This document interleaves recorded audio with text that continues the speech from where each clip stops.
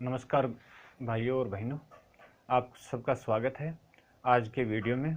और आज के वीडियो में हालांकि प्रश्न तो लगभग 57-58 हैं, लेकिन हमने हिंदी साहित्य के एक जो काव्य धारा है, छायावादी काव्य धारा, उसको पूरा टैकल करने का प्रयास किया है। और दोस्तों, सबसे बड़ी बात है, आप सबका कितना आभार व्यक्त किया जाए। आप लोगों ने कितना सम्मान दिया है, आप लोगों ने कितना देखा है, इसका मैं वर्णन नहीं कर सकता, क्योंकि मेरे पास इतने शब्द नहीं हैं। और दोस्तों, सबसे बड़ी बात है कि आज आप जो साथी लोग हैं वो सब्सक्राइबर साथी कह सकता हूँ, देखने वालों की संख्या तो बहुत ज़्यादा है, सब्सक्राइबर साथी हैं वो लगभग 8000 हो चुके हैं। अब आप सोच रहे होंगे कि 8000 का भी क्या बताना, लोगों के मिलियन मिलियन हैं, कोई फ़र्क नहीं पड़ता है, लेकिन सच्चे 8000 भी कम नहीं होते हैं। और वो सच्चे भाई बहन हो आप, जो देखते हो और बहुत ही सम्मान के साथ मुझे स्वीकार भी करते हो। दोस्तों, मैं 20 साल से हिंदी पढ़ा रहा हूँ और 20 साल से मैंने हिंदी की सेवा की है। और आप लोग ये सोचें कि इस चैनल का निर्माण मैंने पैसे कमाने के लिए किया है, तो ये बात बहुत ही अलग हटकर है, क्योंकि इसकी जो आय होगी वो मैं किसी न किसी रूप में मेरे कोई न कोई गरीब भाई बंधु हैं उनके लिए खर्च करूंगा। कुछ विद्यार्थी आप में से मेरे पास पढ़े हुए भी हो सकते हैं और वो मुझे जानते भी होंगे और उन्होंने मुझे देखा भी होगा, लेकिन मूलतः मैं अपनी मेहनत पर भरोसा करता हूँ और पूरे दिन लग कर के मैं आप लोगों के लिए 100, 50, 60 जैसे भी प्रश्न होते हैं बना करके आपके सामने प्रस्तुत करता हूँ। कोई मेरी टीम नहीं है, मैं अकेला हूँ और अकेला मेहनत करता रहता हूँ। और जब भी मुझे लगता है कि वीडियो बन गया तब मैं अपलोड कर देता हूँ। तो मेरे पास कोई चटपटी खबरें नहीं हैं या ब्रेकिंग न्यूज़ भी नहीं है। मेरे पास जो है वो हिंदी या किताबों का मसाला है जो आपके सामने प्रस्तुत होता रहता है। और आप लोगों का स्नेह देखिए, कल रात मैंने 10 बजे वीडियो अपलोड किया और आप लोगों ने देखा और 400 लोगों ने देखा 1 घंटे के अंदर। तब मुझे इस बात की संतुष्टि हुई कि हाँ, आप मेरे वीडियो का इंतज़ार करते हो, आप मेरे सच्चे भाई बहन हो। तो चलते हैं दोस्तों, भाइयों बहनों, हिंदी साहित्य में द्विवेदी युग के बाद कौन सी काव्य धारा प्रवाहित हुई? तो हिंदी साहित्य में द्विवेदी युग के बाद जो काव्य धारा प्रवाहित हुई उसका नाम छायावादी काव्य धारा था। तो हिंदी साहित्य में द्विवेदी युग के बाद कौन सी काव्य धारा प्रवाहित हुई? तो काव्य धारा प्रवाहित हुई, उसका नाम छायावादी काव्य धारा था। छायावादी काव्य धारा का आरंभ कब से माना जाता है? तो छायावादी काव्य धारा का आरंभ 1918 से माना जाता है। 1918 से माना जाता है छायावादी काव्य धारा का आरंभ। निराला की जूही की कली का प्रकाशन कब हुआ? अब यहाँ पर देखिए, प्रकाशन भी ले सकते हैं और इसका लिखने का समय अलग अलग है। दोस्तों, मैं आपको बता दूं, 2-3 जगह मैंने जो सर्च किया देखा तो मुझे लगा कि इसमें भी त्रुटियां हैं।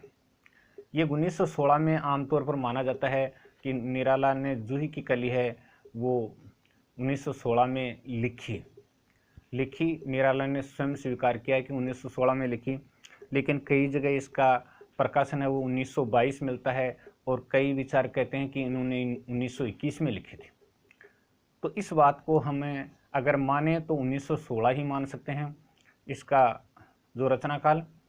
तो 1916 अधिकांश किताबों में 1916 मिलता है, लेकिन कई जगह इसको लिखा गया 1921 में और प्रकाशित हुई 1922 में, लेकिन फिर भी 1916 ही हमें अधिकृत रूप से मानना पड़ेगा। सुमित्रा नंदन पंत की किस रचना में छायावादी प्रभाव दिखाई देता है? तो उनकी 2 रचनाओं में है, लेकिन युगांत है वो संपूर्ण रूप से छायावादी है। तो युगांत में सुमित्रा नंदन पंत की युगांत का प्रकाशन कब हुआ? तो ये 1936 में। अब आप देखोगे कि 1936 में हुआ तो ये सुमित्रा नंदन पंत हैं वो छायावाद के आधार स्तंभ कैसे हुए? क्योंकि छायावाद का जो 1936 तो वह अंतिम समय माना जाता है। तो युगांत से पहले पल्लव की जो रचनाएं थी वो प्रकाशित हो चुकी थी। सुमित्रानंद पंत की पल्लव नामक काव्य की कुछ कविताएं छायावादी कविताएं थी। पल्लव का प्रकाशन कब हुआ? तो ये प्रश्न है वो देखिए 1920 में हुआ था।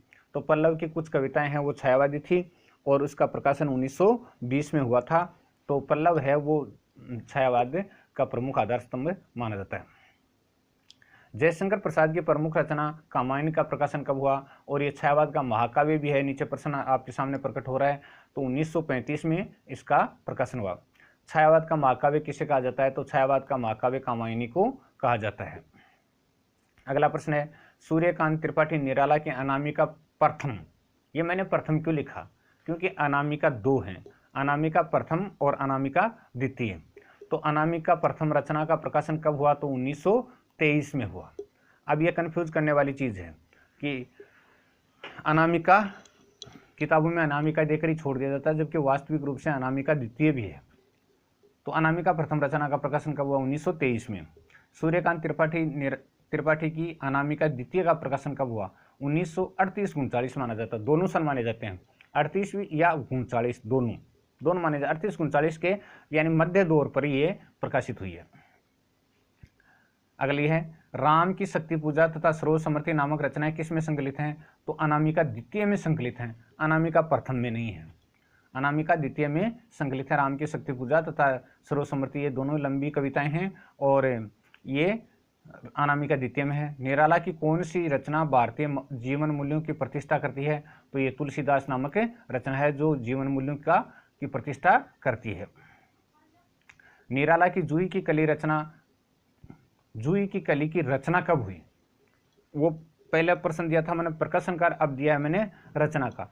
अब रचना का इसलिए दिया है क्योंकि निराला ने स्वयं स्वीकार किया है कि मैंने जूही की कली की रचना 1916 में की थी। निराला जी ने सरोज समृद्धि नामक कविता की रचना कब की? तो सरोज समृद्धि की रचना 1935 में की। तो सरोज समृद्धि की 1935 में निराला जी ने रचना की और 1938-39 में वो अनामिका द्वितीय में प्रकाशित हुई।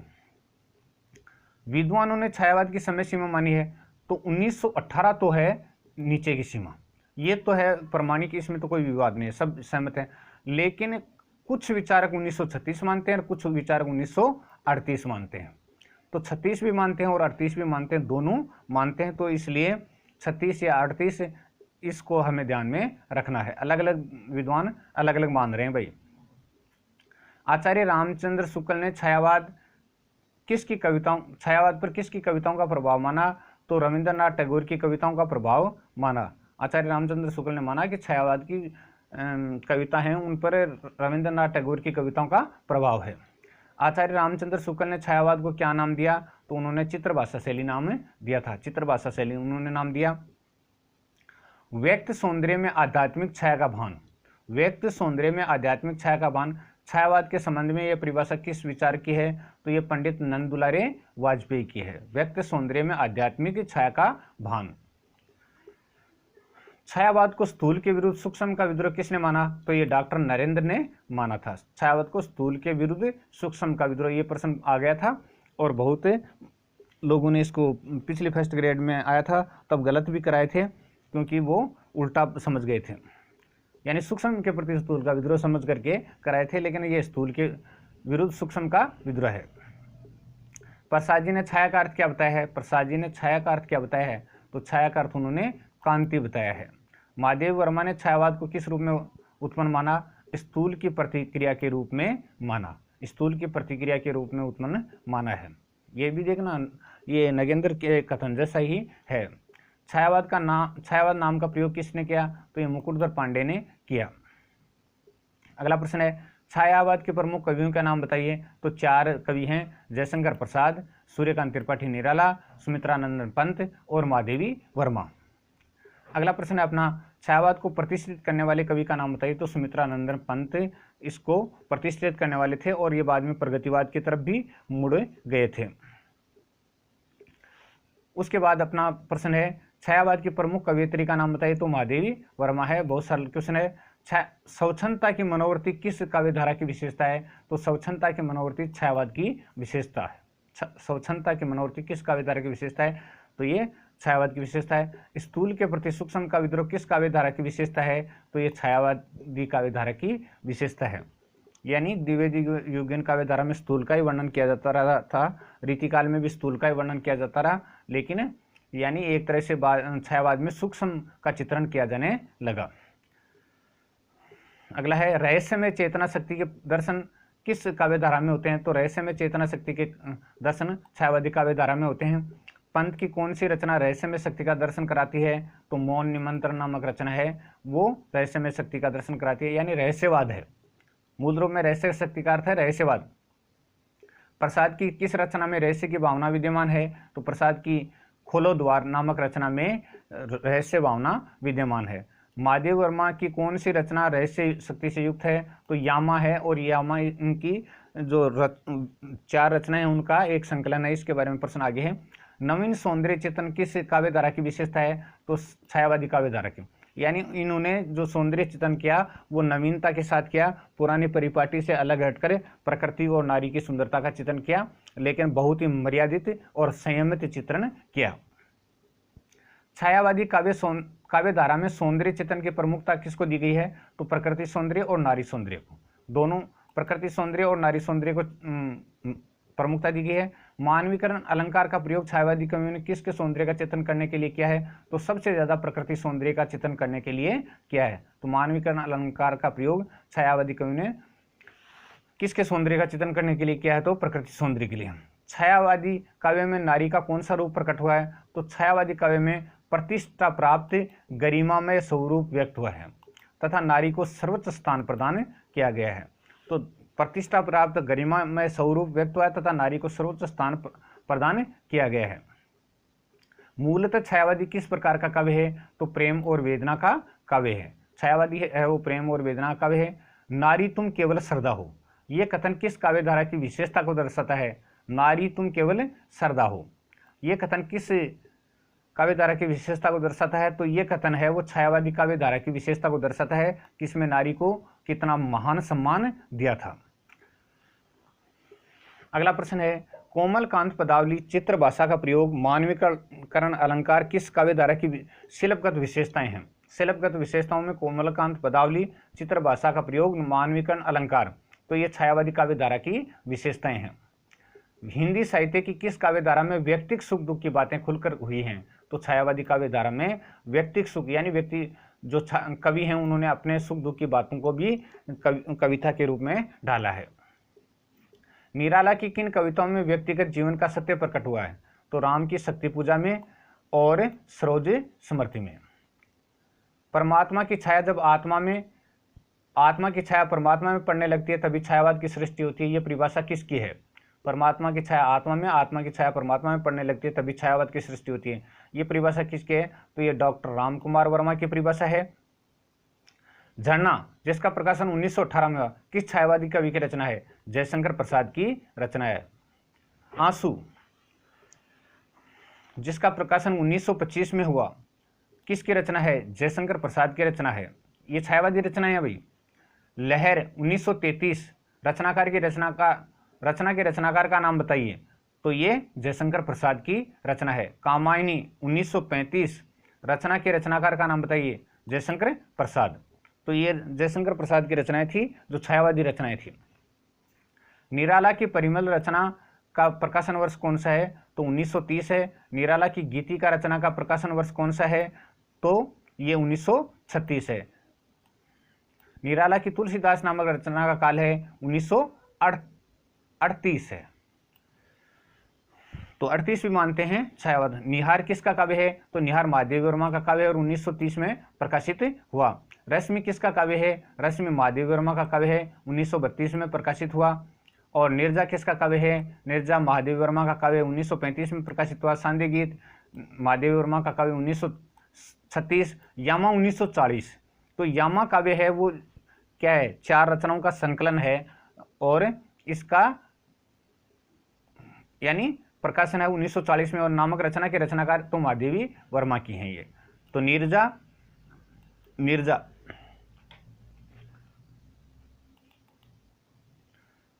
सांध्य गीत यामा ये रचना है सुमित्रानंद पंत की उच्छ्वास नामक कविता कब प्रकाशित हुई, नामक रचना, उच्छ्वास नामक रचना कब प्रकाशित हुई? तो उच्छ्वास नामक रचना है वो 1920 में प्रकाशित हुई। अगला है ग्रंथि 1920 में, वीणा 1927 में, पल्लव 1928 में, गुंजन 1932 में नामक काव्य संग्रह के रचनाकार का नाम बताइए। तो सुमित्रानंद पंत हैं, और ये सुमित्रानंद पंत की सारी छायावादी रचनाएं हैं। 20, 27, 28, 32। अगला है महादेव वर्मा की यामा नामक काव्य संग्रह में किन किन रचनाओं का संकलन किया गया है? तो नीरजा, सांध्य गीत, निहार, रश्मिका, 4 हैं, उनका एक सामूहिक संकलन है, उसका नाम क्या है? यामा है। तो नीरजा, सांध्य गीत, निहार और रश्मिका। नेक्स्ट है राम की शक्ति पूजा नामक रचना का प्रकाशन कब हुआ? तो ये 1936 में प्रकाशित हुई, यानी लिखी गई 36 में है, और अकेली भी प्रकाशित हुई, और फिर ये अनामिका में संग्रहित भी की गई। जयशंकर प्रसाद के छायावादी गीति काव्य का नाम बताइए। तो लहर है, और ये छायावादी काव्य है और गीति काव्य है। छायावाद का जनक किसे माना जाता है? तो मुकुटधर पांडे को माना जाता है। तो बहुत बहुत धन्यवाद दोस्तों आज के प्रश्नों के लिए, और आपका बहुत बहुत आभार।